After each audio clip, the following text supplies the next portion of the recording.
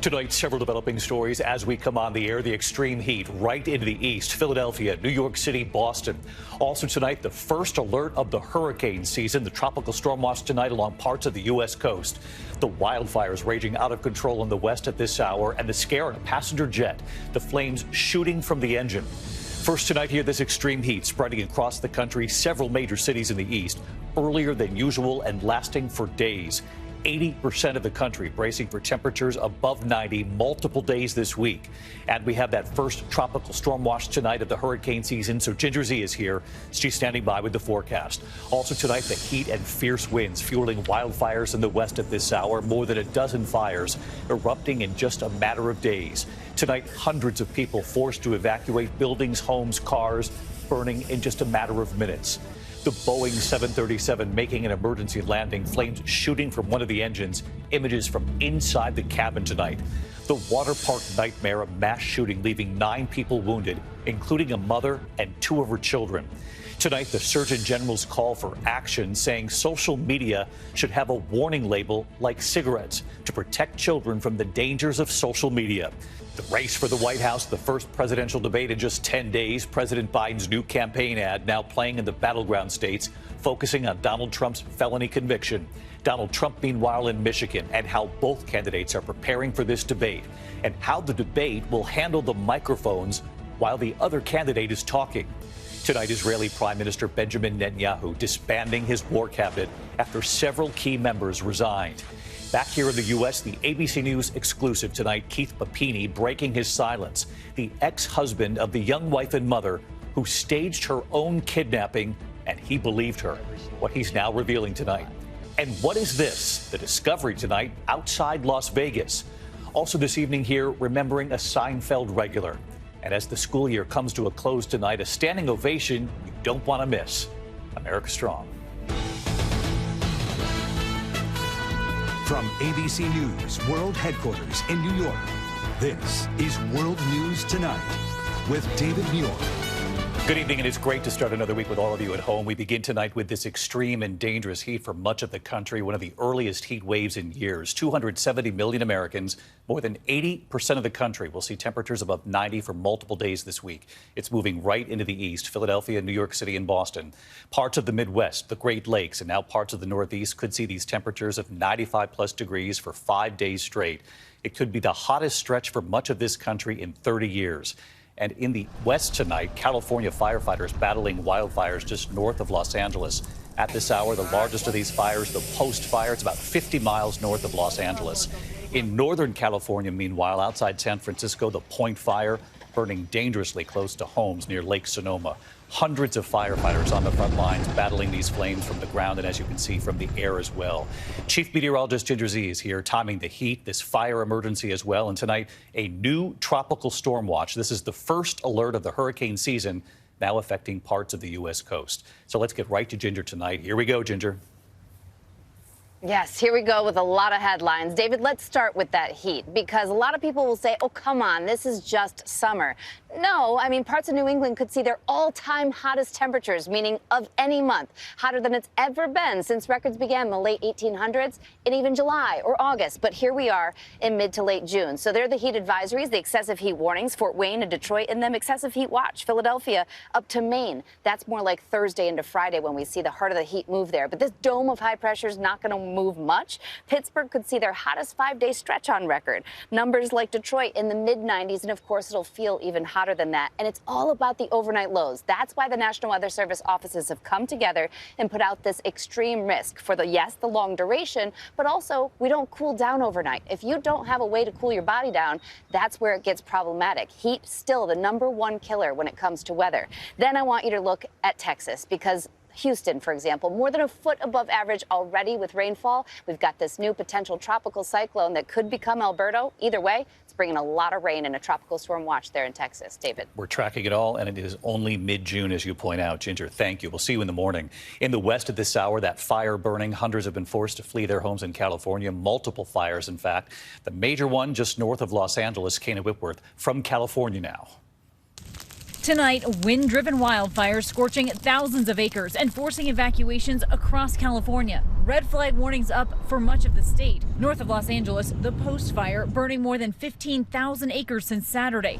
Conditions fueling its explosive spread. Low relative humidity at 15%. The winds were kicking up 30-mile-an-hour gusts. And then we had one of the hottest weekends that we've had in a while. So all those in alignment with this terrain, that fire took off. Some 1,200 people evacuated, 3 hikers rescued, including a child. Those on the front lines not catching a break. Unfortunately, the firefight here is going to be a tough one. We're talking about 40-mile-per-hour sustained winds all the way through midnight.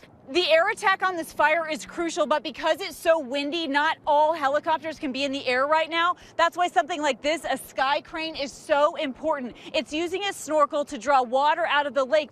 But because it's a bigger, heavier aircraft, it can still maneuver in this wind. And in Sonoma County, north of San Francisco, the Point fire erupting Sunday, destroying an unknown number of structures. Sonny Childers among those evacuating. So I grabbed my sister's ashes, which were in the house, and we left. And overnight, an injured firefighter rescued by a helicopter taken to the hospital. Firefighters urged to be extra vigilant with the fight far from over. And David, wind pushed that fire right through this mechanic shop here behind me, torching everything in just minutes. And you can see this wind is not letting up. In fact, red flag warnings have been extended in many areas through tomorrow morning. So, David, we have another potentially dangerous night ahead of us. Yeah, no question. The incinerated cars right there behind you, Kana. Thank you, from Los Angeles County tonight. We turn now to the midair scare. The Boeing 737 making an emergency landing after flames were seen shooting from one of the engines. Passengers seeing it from their seats after the plane took off from New Zealand. Gio Benitez covers aviation. Tonight, a Virgin Australia flight forced to make an emergency landing. This nighttime video from inside the cabin showing flames coming out of one of the engines. The Boeing 737 had just taken off from Queenstown, New Zealand, and was headed for Melbourne, Australia, with 73 passengers and crew on board. But Queenstown Airport saying the flight experienced an issue just after takeoff and was diverted to a nearby airport. What's happening? Fine, engine. Witnesses on the ground capturing video showing the fire. Virgin Australia saying the flight landed safely following a possible bird strike, and the aircraft was met by emergency services. And David, bird strikes are actually pretty common. In fact, the FAA says that last year there were more than 18,000 of them, but less than 4% caused any damage to planes. David. Gio Benitez tonight. Thank you, Gio. Back here in the U.S. and to the mass shooting at a water park outside Detroit, leaving 9 people wounded, including a mother and 2 of her children. Here's our Chief Justice correspondent, Pierre Thomas, now. Tonight, an 8-year-old boy still in critical condition, but showing incredible resolve as he fights to recover from a shooting that sent families at a suburban Michigan water park running for their lives. He's made amazing progress. That poor family went through things that no family should ever have to face. The 8-year-old was shot in the head, his 4-year-old brother shot in the abdomen, and their mother shot in the torso and legs. Among the 9 wounded as an otherwise beautiful Saturday afternoon at the Brooklyn's Plaza splash pad outside of Detroit turned into horror as a lone gunman opened fire. 36 shots ringing out as the suspect calmly targeted victims, even taking the time to reload. It was a scramble. People were falling, getting hit, trying to run. The gunman flees the scene but leaves behind a 9mm handgun, which police traced to this home a short distance away. Inside, they find at least 11 other firearms, including this assault-style rifle. The suspect, identified as 42-year-old Michael Nash, dead of an apparent suicide. Tonight, still no motive other than concerns that Nash may have had mental health challenges. David, the 8-year-old is still not out of the woods, even though he's making incredible progress. David? All right, Pierre, thank you. Now to the Surgeon General's urgent call tonight for action in this country when it comes to social media and what he says are the dangers to children. He says social media should have a warning label like cigarettes. ABC's Elizabeth Schulze with the Surgeon General tonight. Tonight, an urgent call from the nation's top doctor, the U.S. Surgeon General, pushing for social media apps to carry tobacco-style labels, warning of the risk to teens and their mental health. This is the defining public health challenge of our time. Social media has emerged as an important contributor to that youth mental health crisis. In a New York Times op-ed today, Dr. Vivek Murthy saying teens who spend more than 3 hours a day on social media double the risk of anxiety and depression symptoms. The average time spent for that age group is nearly 5 hours. Murthy says warnings on social media would limit screen time, pointing to how tobacco labels helped cut smokers in the U.S. from 42% to 12% over 50 years. We've seen in tobacco labels that they're effective in increasing awareness, but also in changing behavior. In this stunning moment before senators back in January, Meta CEO Mark Zuckerberg apologized directly to families whose children have been harmed by social media. I'm sorry for everything that you've all gone through. It's terrible knowing that you go through the things that your families have suffered. But in our heart, Todd and Mia Minor's 12-year-old son Matthew died while trying a social media challenge.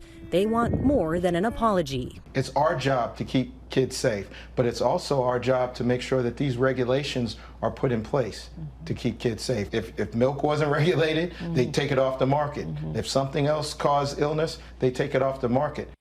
David, those new social media warning labels would need to be approved by Congress, which has yet to pass any legislation to do that. David. Elizabeth Schulze with us as well tonight. Thanks, Elizabeth. Now to the race for the White House here, the first presidential debate in just 10 days now. Tonight, President Biden's new campaign ad playing in the battleground states, focusing on Donald Trump's felony conviction, Donald Trump and Michigan, and tonight how both are preparing for this debate. And how will the debate handle the microphones while the other candidate is talking? Here's our chief White House correspondent, Mary Bruce now. With the first presidential debate a little more than a week away, the Biden campaign tonight is putting Donald Trump's criminal conviction front and center. This election is between a convicted criminal who's only out for himself and a president who's fighting for your family. The president's campaign running that new ad in every key battleground state. On the trail, Trump is using his criminal trial to rally his own base. All of their persecution of me and others is only happening because I'm running for president and leading very big in the polls. Trump speaking at an event hosted by far-right activist Charlie Kirk, who's been criticized for his anti-immigrant and racist comments. He recently argued Martin Luther King Jr.'s legacy was a myth. Earlier in the day, Trump appeared at a black church in Detroit, trying to court voters where polls show he's making inroads. Joe Biden has done nothing for you except talk. It's only talk. Trump often boasts that during his administration, unemployment among black Americans hit a record low, 5.3%. What he doesn't mention, it dropped even lower under Biden to 4.8% last August. At a fundraiser with Biden in California, former President Barack Obama urging voters not to be fooled by Trump. Part of what has happened over the last several years is we've normalized behavior that used to be disqualifying.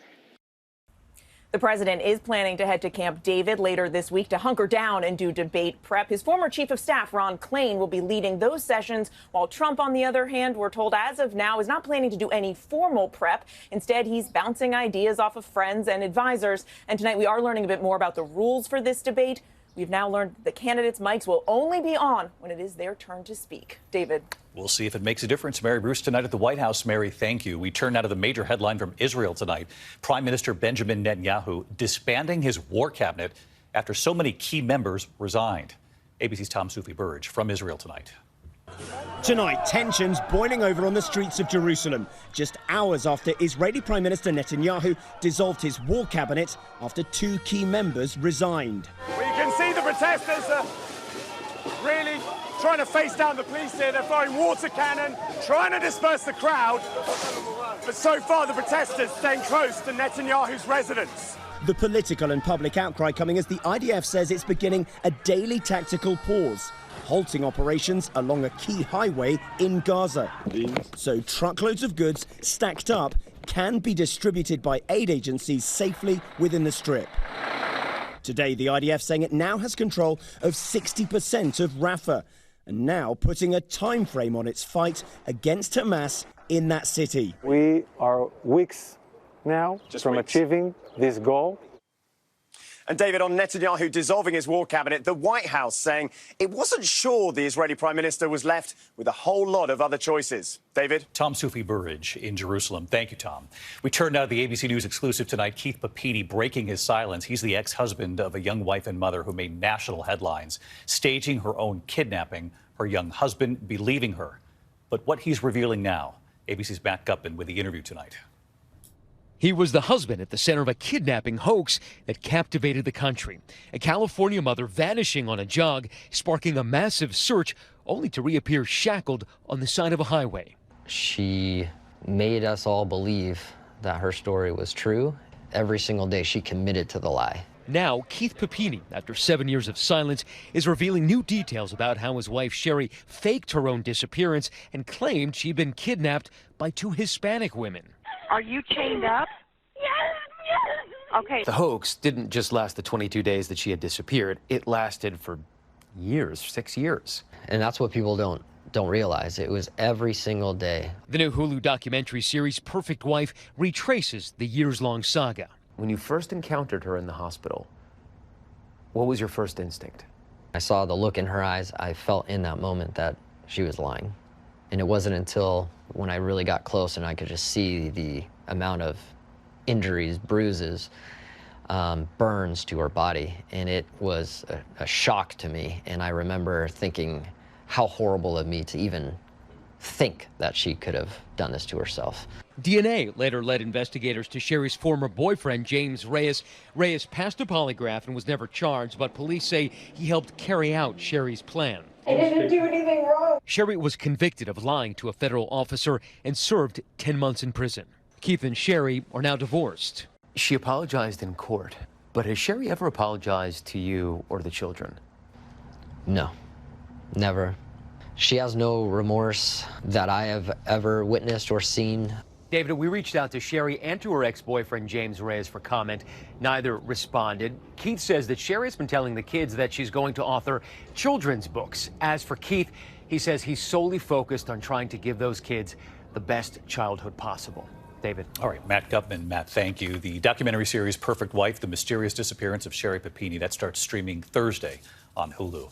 In the meantime, when we come back here tonight, the small plane crash outside Boston. Also tonight, what has suddenly appeared outside Las Vegas. And tonight, we remember a Seinfeld regular here. Tonight outside Boston, the FAA and the NTSB investigating the deadly crash of a small plane in a river there. The plane had just taken off from Lawrence, Massachusetts, in the air for just 3 minutes. It crashed in Methuen. The pilot did not survive. Rescue crews using a boat to reach that plane. When we come back here, remembering a Seinfeld regular tonight. To the index of other news tonight, a mysterious monolith appearing on a hiking trail outside Las Vegas. Take a look. Las Vegas police posting photos of the vertical metal slab there reflecting the rocky desert. Similar monoliths appeared in several states, parts of Europe as well during the pandemic. We'll see. A passing to note tonight, comedian and actor Hiram Caston has died. Beginning his career as a stand-up comic, he played Elaine's co-worker in several episodes of Seinfeld. Caston also appeared on Curb Your Enthusiasm and Everybody Loves Raymond. Hiram Caston was 71. When we come back here tonight, she was about to turn 90, still working, and she had no idea what was about to happen. Finally tonight here, Miss Dottie and all of the students who depended on her all these years. America Strong. Tonight in Abington, Pennsylvania, outside Philadelphia, an entire community celebrating 89-year-old crossing guard Dorothy Kalkbrenner, or as they call her, Miss Dottie. Okay, have a good day. You too. Right in front of Highland Elementary School at her Abington Township post for 47 years. Good morning, have a good day. Protecting the children there for decades. Thank you, Miss Dottie. All right. And tonight, Miss Dottie is now retiring. I'm going to miss you guys. I really will. And you know you'll retire. Okay. And just before her last day, the entire school had a surprise for her. Introducing Miss Dottie. I never expected it. The school principal, Dr. Jim Etlin, walking her into the auditorium. 8-year-old Alicia Henry, finishing the 2nd grade, among the many walking right up to Miss Dottie and hugging her. Thank you. Do I get a hug? Lining up to give Miss Dottie handmade cards, writing, "We will miss you." I'm going to miss you too. And tonight, Miss Dottie with one final request. Please do what you're supposed to do when you cross the street. Take care and goodbye. And right here tonight, Hi, David. Miss Dottie on why she stayed in that job until 90. I did it because I loved my job. And tonight here, Miss Dottie and her message to the children. I hope all the children will obey the new crossing guard and do what you're supposed to do, and I will miss you all. Well, Miss Dottie, you've earned your retirement. Thank you for keeping the children safe. 47 years. I'm David Muir. I'll see you right back here tomorrow night. From all of us here, good night. Thank you for making World News Tonight with David Muir America's most watched newscast.